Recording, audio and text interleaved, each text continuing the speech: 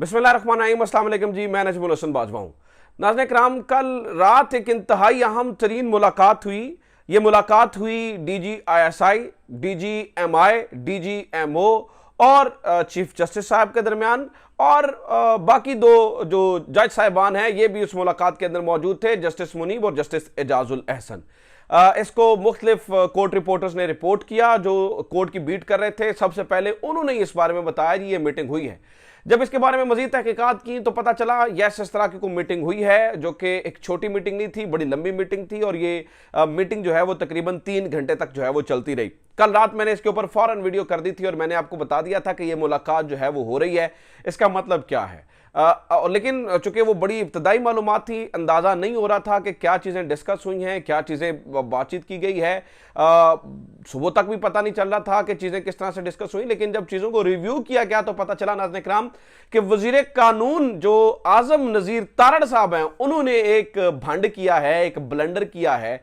उस भंड और ब्लंडर की वजह से पता चल गया है कि असल में मामला जा किस तरफ रहा है।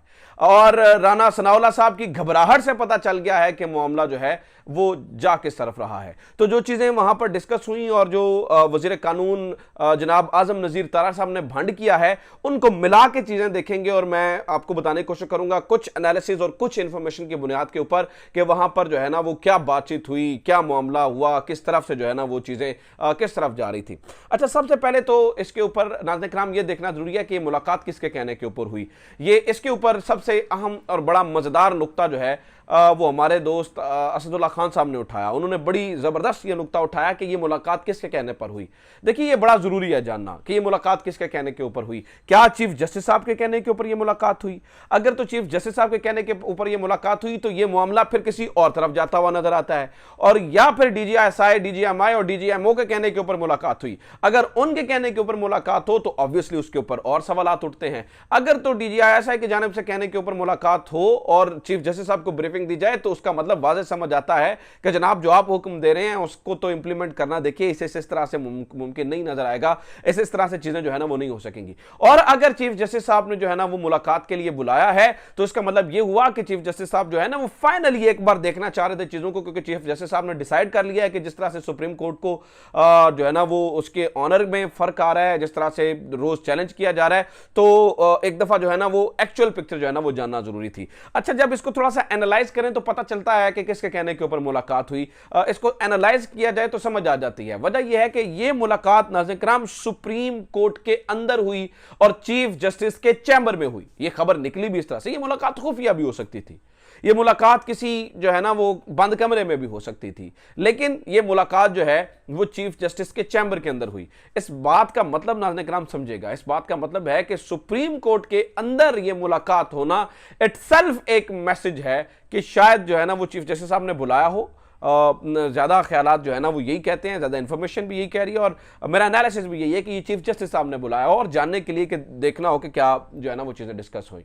अच्छा, इसके ऊपर देखें बहुत सारी चीज़ें डिस्कस अंदर हुई होंगी और बहुत सारी चीज़ों को जो है ना वो डिस्कस होना था। मिसाल लीजिए कौन कौन सी चीज़ें जो है ना वो डिस्कस हुई होंगी, इसके ऊपर भी बड़े ज़बरदस्त पॉइंट्स जो है ना वो उठाए गए। ख़ास तौर पर पिछले देखें, अब जब हालात इस तरह के हैं, मिसाल है इलेक्शन नहीं करवाए जा सकते या ये नहीं हो सकता या फलां चीज़ नहीं हो सकती, तो इसके ऊपर वो कासिम खान सूरी की रूलिंग का भी जिक्र आया होगा। ठीक है, जो चीजें पता चल रही हैं कि वो कासिम खान सूरी, क्योंकि तब भी चीफ जस्टिस साहब ने, आपको याद है कि माहौल ऐसा लग रहा था और रिमार्क्स ऐसे आ रहे थे और सब लोग ये कह रहे थे कि ठीक है ये रूलिंग गलत है लेकिन इलेक्शंस का फैसला, इलेक्शन की तरफ चले जाइए आप, ये फैसला हो सकता था। लेकिन वो फैसला तब नहीं हुआ था। असेंबलियों को 5-0 के तहत बहाल कर दिया गया था। इसके अंदर ऑब्वियसली कुछ इनपुट जो है वो इदारों की जानिब से भी आई होगी, तब भी सिक्योरिटी के मामलात होंगे, तो तब इनपुट को जो है ना वो कंसिडर किया गया होगा कि ठीक है देखना पड़ेगा कि मुल्क इस वक्त इंतखाबात सूटेबल है या नहीं है। लेकिन अब ये चीज़ें तो है थोड़ी सी मुख्तलिफ हैं। अब जैसे साहब ये सवाल किया होगा कि तब भी इनपुट ये थी, अब इनपुट ये है, तो ये इंतखाबात की तरफ जो जाना ही है ना, रुका तो नहीं जा सकता। लेकिन चीजें जो है वो नाज़रीन किराम आज शाम तक क्लियर हो जाएंगी। अब आता है सबसे मजेदार पॉइंट, सबसे अहम पॉइंट, वो ये है कि आपको एक और तरीके से अंदाजा हो जाएगा कि इस मुलाकात के अंदर क्या गुफ्तगू हुई। वो है आज़म नज़ीर तारड़ साहब का ब्लंडर। मुझे लगता है इन्होंने ये सोच समझकर जानबूझकर किया है। ये इन्होंने उधर मुलाकात हो रही थी, उधर चीफ जस्टिस के चैम्बर के अंदर मुलाकात हो रही थी और इधर जो है वो आजम नज़ीर तारड़ शाहजेब खानजादा के प्रोग्राम में बैठे थे और इन्होंने एक इंतहाई ट्रिकी बारीक वारदात डाली। वो बारीक वारदात क्या थी?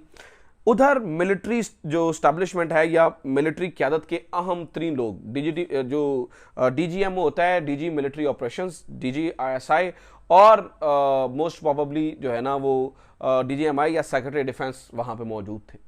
एक तरफ ये सारी चीज़ें हो रही थी, दूसरी जानिब शाहजेब खानजादा, ऐसा लग रहा था शाहजेब ये सवाल का जवाब जानते हैं या उन्हें कहा गया है और उन्हें जानबूझ के पूछा कि आपने ये जो 2 जजेस को एलिवेट किया, जस्टिस हसन रिजवी और जस्टिस शाहिद वहीद, इन दोनों को आपने किसके कहने, आपके तो इतराज़ात थे, आप तो इस्तीफ़ा दे रहे थे, तो आपने फिर इन दोनों को किसके कहने पर एलिवेट किया? नाज़रीन किराम, ये मज़ेदार सूरत हाल जो मुझे लगता है कि डेवलप हुई उसके बाद, उसके ऊपर आज़म नज़ीर तारड़ साहब ने जवाब दिया।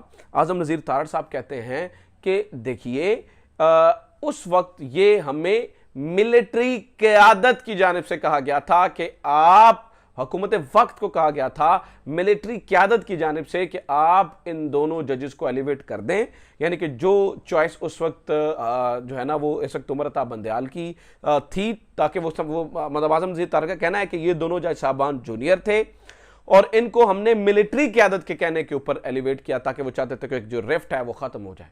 अब ये वेरी वेरी वेरी इंपॉर्टेंट, इंतहाई इंपॉर्टेंट पॉइंट है।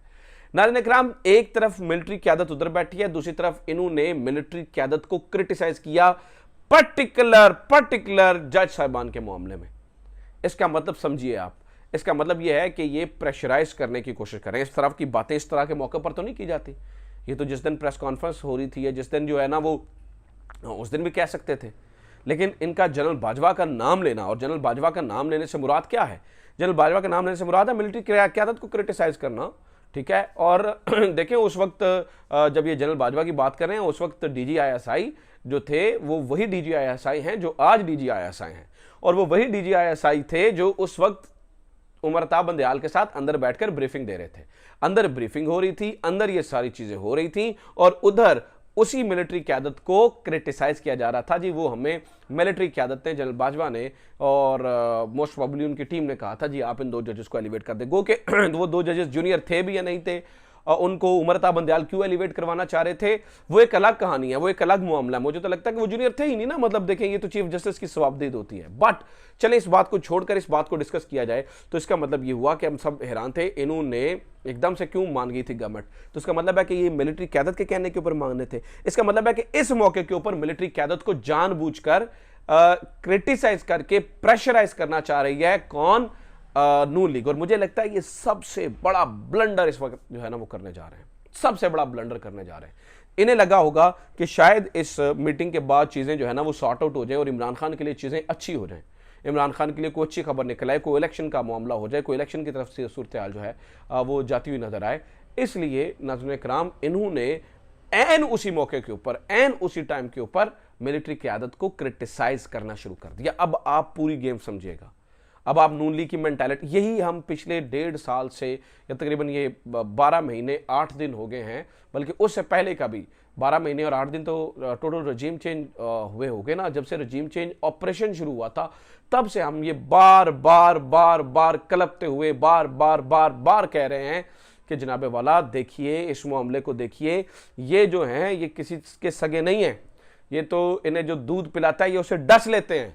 तो आज इन्होंने वही काम किया है और इन्होंने नाज़रीन इकराम वो क्रिटिसाइज करके ये मैसेज दिया है कि हमारे खिलाफ जाएंगे तो फिर हम आपको क्रिटिसाइज करेंगे, और इस तरह की बातें जो है ना वो पब्लिक में आके करेंगे। तो ये सारी चीज़ें जो है ना वो देखनी पड़ेंगी। बहरहाल ये एक बहुत ही शानदार मुलाकात हुई है, इसके नताइज क्या निकलेंगे देखें, आज रात तक अंदाज़ा हो जाएगा। क्या सिर्फ सूबाई असम्बली के इलेक्शन मिल रहे हैं या फिर तमाम असम्बलियों के इलेक्शन मिल रहे हैं, इस 14 मई को मिल रहे हैं या थोड़ा सा बाद में मिल रहे हैं, लेकिन इलेक्शंस का फैसला बहरहाल होना है, क्योंकि चीफ जस्टिस ने यह फैसला कर लिया है कि he is standing by the constitution, और वो जस्टिस मुनीर की बाक़ियात की एक नहीं चलने देंगे। ये अब तक की सूरत हाल है। अपना ख्याल रखिए। खुदा हाफ़िज़। पाकिस्तान जिंदाबाद।